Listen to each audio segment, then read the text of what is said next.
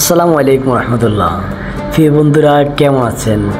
যারা আমার ফেসকে ফলো করেন, যারা নিয়মিত দেখছেন, তাদের সবাইকে আন্তরিক মোবারকবাদ। আপনাদের জন্য আজকে একটি রান্না নিয়ে আসলাম।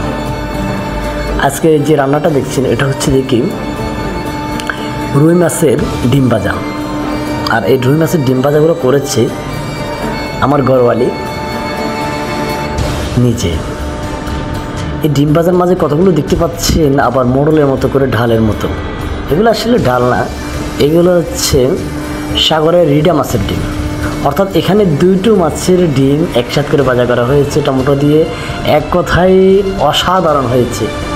ওনাকে তো ধন্যবাদ দিচ্ছি, পাশাপাশি আপনারা যারা দেখছেন আপনাদেরকেও ধন্যবাদ।